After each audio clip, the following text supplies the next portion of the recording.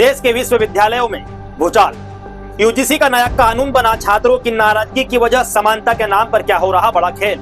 UGC का नया कानून 2026 जो शिक्षा में समानता लाने आया, वही आज सबसे बड़ा विवाद बन गया। क्या शिक्षा के मंदिर में डर का माहौल बनाया जा रहा है? यूजीसी के नए कानून ने क्यों खड़े कर दिए इतने सवाल। किताबें हाथ में थी, लेकिन आज छात्र तख्तियां उठा रहे। यूजीसी कानून के खिलाफ क्यों भड़का देश का युवा। आज बात उस कानून की जिसने देश की शिक्षा व्यवस्था को सीधे कटघरे में खड़ा कर दिया। नमस्कार, आदाब, मैं सादिक खान और आप देख रहे हैं इंडिया खबर टीवी। आज हम बात करने जा रहे हैं देश की शिक्षा व्यवस्था से जुड़े उस फैसले की जिसने विश्वविद्यालयों से लेकर राजनीति तक हलचल मचा दी है। जी हां दोस्तों, आज का मुद्दा है यूजीसी का नया कानून 2026, एक ऐसा कानून जिसे सरकार समानता और सुरक्षा का उपाय बता रही है, लेकिन छात्र इसे अन्याय और भेदभाव का कानून कह रहे हैं। तो आखिर इस कानून में ऐसा क्या लिखा है जिससे देश के युवा सड़कों पर उतर आए?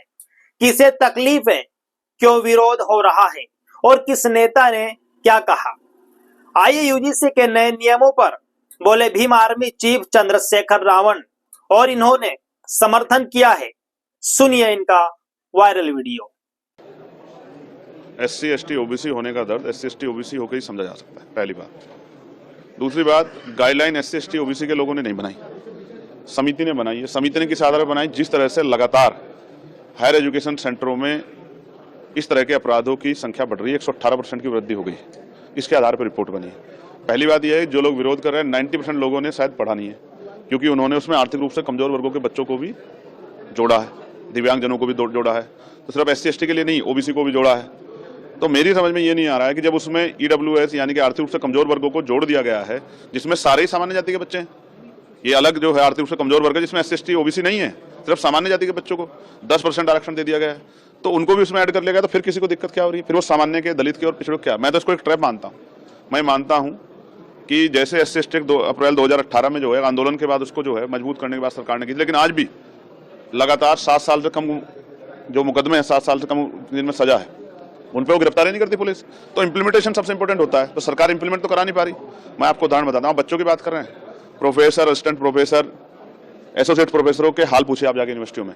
आप कोई PSU उठा लीजिए जहाँ रोस्टर फुलफिल हो रहा हो, जहाँ प्रमोशन दिया जा रहा हो, आपको DOPT गाइडलाइन फुलफिल हो रही हो 45 दिन वाली, उसे भी छोड़िए। आप कोई सी सरकारी डिपार्टमेंट उठा लीजिए। अब मैं आपको इसी की बात करता हूँ, केंद्रीय विश्वविद्यालयों में सामाजिक न्याय सरकार का सुनिए, 45 विश्वविद्यालय हैं, एक SC का कुलपति, एक ST का और 5 OBC के, 45 में से 7। कितना सामाजिक न्याय देखिए। उससे आगे बढ़िए, OBC के 80% पद खाली है, ST के 83% पद खाली है और SC के 64% पद खाली है। आप बताइए कौन सा सामाजिक न्याय सरकार कर रही है? जो आंखों में दिख रहा है उस पर वो हो रहा है। मुझे ऐसा लगता है कुछ लोगों को जो अपना जन्म से अधिकार मानते थे, कमजोर वर्गों को, मैंने अपनी कानों से सुना, मैं बच्चों से बैठता हूँ, जो कोटे को कोठा कह के जो है अपमानित करते थे। गरीबी एक बड़ा दर्द है, लेकिन जाति भी एक बहुत बड़ा दर्द है। भारत में जाति एक सच्चाई है, जहाँ आज भी जो है ऑनर किलिंग हो जाती है, जहाँ आज भी पूरे समाज का बहिष्कार हो जाता है, जहाँ आज भी जो है अभद्र टिप्पणियां की जाती है, वहाँ जाति की सच्चाई को आप छिपा नहीं सकते हो। तो मैं नहीं मानता कि ये बेवजह का विरोध क्यों है, और ये अच्छा हुआ कुछ सामान्य जाति के अधिकारियों ने इस्तीफे दिए। मैं उनको बधाई देता हूँ कि चाहे वो जानते हुए भी या ना जानते हुए अपने समाज के साथ खड़ा होकर सरकार पर दबाव बनाना चाहते हैं, लेकिन SC ST OBC के नेताओं में तो इतनी हिम्मत भी नहीं है। वो तो मरे हुए हैं, वो तो अपने समाज के हितों के लिए बोल भी नहीं सकते। इतना जुल्म हो रहा है, इतने जो है सरकार सिस्टम खत्म करके आरक्षण खत्म किया, वो तो एक बोल भी नहीं पा रहे। आज इस वजह से एक दर्पण बन गया है कि SC ST OBC के लोग, इनके बुद्धिजीवी, इनके अधिकारी कर्मचारी, इनके जो है समाज के जिम्मेदार लोग देखें कि इनके हित में कौन खड़ा है, उनके विरोध में कौन खड़ा है, कौन इनके खिलाफ जो एजेंडा चला रहा है, कौन इनके खिलाफ जो आंदोलन कर रहा है। ऐसा ही मंडल कमीशन में हुआ था, जब पिछड़े वर्ग के लिए मंडल कमीशन आया तब भी ऐसा ही हुआ था, और आज भी ऐसा ही हो रहा है। मीडिया में जिनकी बाहुल्यता वो बैठ कर डिबेट कर रहे हैं, सड़कों पे जो कुछ हो रहा है वो हम देख रहे हैं। वही संगठन है जिनको सरकार ने प्रोजेक्ट किया, वही विरोध कर रहे हैं। सबके सामने ये पूरा मामला शायद प्रयागराज के मामले को डाइवर्ट करने के लिए हो रहा है, बाकी उसमें कुछ ऐसा है नहीं। सरकार पढ़ ले, आप लोग पढ़ लो, ओपन डिबेट होकर ऐसी कोई बात है तो ओपन चर्चा हो जाए, समाज के बीच चल जाए, लोगों को पता लग जाए क्या है। यही सच है जो आपके सामने है। सरकार सामाजिक न्याय के नाम पे कमजोर वर्गों के साथ धोखा कर रही है। दोस्तों, पूरा सच आपको विस्तार से बताते हैं। सबसे पहले यह समझना जरूरी है कि यूजीसी आखिर है क्या। यूजीसी यानी विश्वविद्यालय अनुदान आयोग। यह वही संस्था है जो देश के विश्वविद्यालयों और उच्च शिक्षा संस्थानों के लिए नियम बनाती है।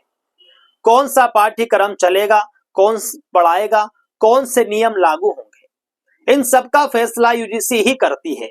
जनवरी 2026 में यूजीसी ने एक नया नियम लागू किया जिसका नाम रखा गया उच्च शिक्षा संस्थानों में समानता को बढ़ावा देने संबंधी नियम 2026। सरकार का कहना था कि इस नियम का उद्देश्य कॉलेज और विश्वविद्यालयों में जाति, धर्म, लिंग और सामाजिक आधार पर होने वाले भेदभाव को रोकना है। दोस्तों, सुनने में यह बात बिल्कुल सही लगती है, लेकिन असली विवाद नियमों की बारीकियों से शुरू हुआ। इस नए नियम के तहत हर कॉलेज और विश्वविद्यालय में समान अवसर केंद्र बनाया जाएगा। इसके साथ ही एक समानता समिति बनाई जाएगी जो भेदभाव से जुड़ी शिकायतों की जांच करेगी। दोस्तों, अगर किसी छात्र को लगे कि उसके साथ जाति या सामाजिक आधार पर अन्याय हुआ है तो वह सीधे शिकायत कर सकेगा। दोस्तों, अब यही तक कोई समस्या नहीं थी। समस्या क्या है आपको बताते हैं, लेकिन अगली बात ने पूरा माहौल बदल दिया। इस कानून में जाति आधारित भेदभाव की परिभाषा मुख्य रूप से अनुसूचित जाति, अनुसूचित जनजाति और अन्य पिछड़ा वर्ग तक सीमित कर दी गई। इस पूरे मामले में यूजीसी के कानून को लेकर के शंकराचार्य ने भी यूजीसी कानून को लेकर क्या कहा, सुनिए। यूजीसी कानून भी इसी श्रेणी की बात है। जैसे इधर माघ में अपमान किया गया है ना, ऐसे ही यूजीसी कानून भी है। यूजीसी जो कानून है वो हिंदू को हिंदू से लड़ाने का कानून है। एक ही कैंपस में दो लड़के पढ़ने जाएंगे, उनकी अलग अलग जाति होगी, दोनों हिंदू होंगे, अब दोनों एक दूसरे से लड़ेंगे। लड़ने का मतलब एक कारण पैदा कर दिया। दोस्तों, यूजीसी कानून को लेकर सामान्य वर्गों के छात्रों ने सवाल उठाया है, अगर हमारे साथ भेदभाव हुआ तो क्या वह भेदभाव नहीं माना जाएगा? क्या हमारी शिकायत की कोई अहमियत नहीं होगी? यही सवाल आज पूरे देश में गुजर रहा है। छात्रों का कहना है कि यह कानून सबके लिए बराबर नहीं है। उनका आरोप है कि यह नियम एक वर्ग को सुरक्षा देता है और दूसरे वर्ग को असुरक्षित छोड़ देता है।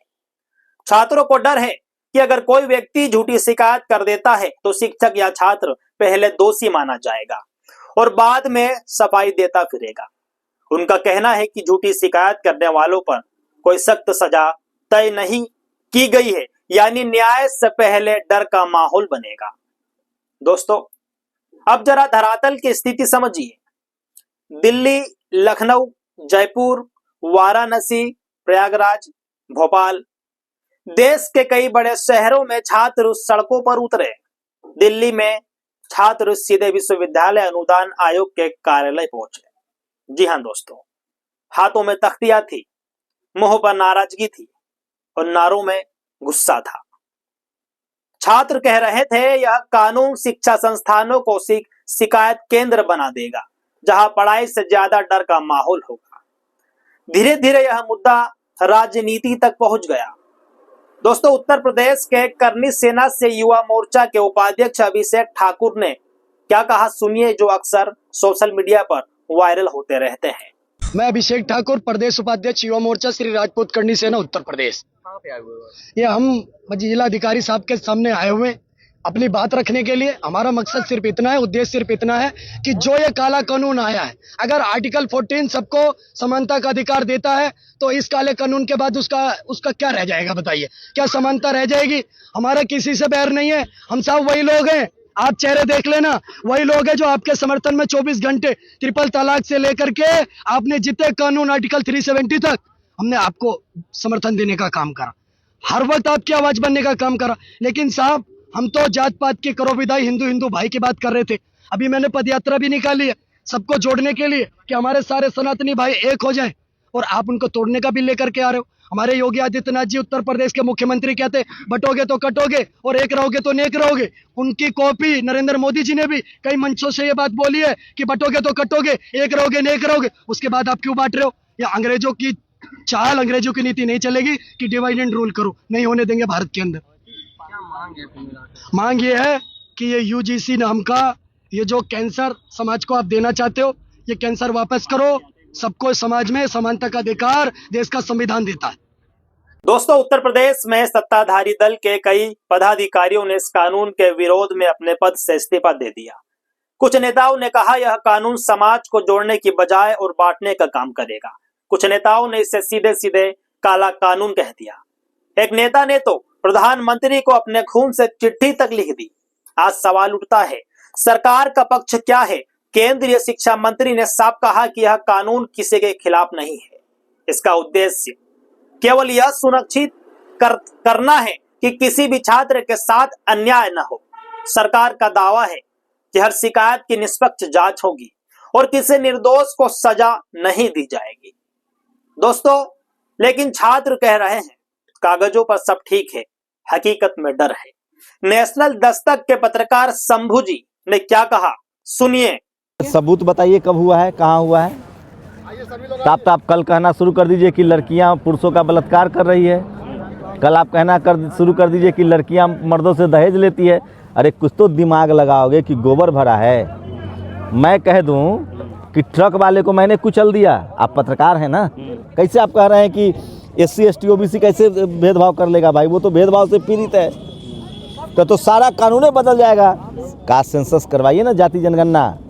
किस जाति के लोग चपरासी से लेकर चीफ जस्टिस तक बैठे हुए हैं, किस जाति के लोग की सारी ज़मीनें हैं, किस जाति के लोग के पास सारी संपत्ति है, किस जाति के लोग मज़े मार रहे हैं, गुलछर्रा उड़ा रहे हैं, और कौन जात के लोग सड़क बना रहा है, बिजली बना रहा है, मजदूरी कर रहा है, पता चले। तो जिस देश में FIR दर्ज कराना मुश्किल हो जाता है गरीब और लाचार लोगों के लिए, वो झूठा आरोप लगा देगा किसी पर।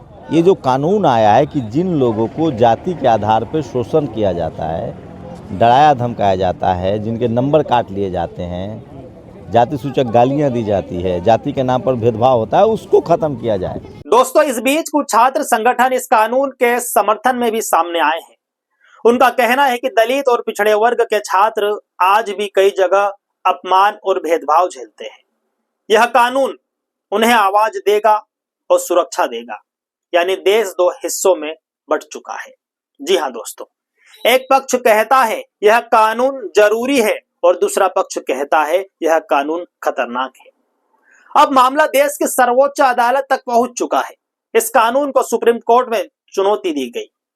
याचिकाकर्ताओं का कहना है कि यह नियम संविधान में दिए गए समानता के अधिकार के खिलाफ है। अब सुप्रीम कोर्ट तय करेगा कि यह कानून समानता लाएगा या नई समस्या खड़ी करेगा। और यही सबसे बड़ा सवाल उठता है, क्या शिक्षा का उद्देश्य छात्रों को बांटना है या जोड़ना? क्या विश्वविद्यालय ज्ञान का मंदिर रहेंगे या डर और शिकायत का केंद्र बन जाएंगे? यूजीसी का यह कानून सही है या गलत, इसका फैसला अदालत करेगी। लेकिन इतना तय है, इसका असर हर छात्र, हर शिक्षक और हर परिवार पर पड़ेगा। आप क्या सोचते हैं? क्या यह कानून समानता की ओर कदम है या शिक्षा व्यवस्था के लिए खतरा? अपनी राय टिप्पणी में जरूर लिखिए। वीडियो पसंद आए तो पसंद करें और ऐसे ही जमीनी मुद्दों के लिए हमारे चैनल इंडिया खबर टीवी को सब्सक्राइब करें। फिर मिलेंगे एक नए मुद्दे के साथ। जय हिंद।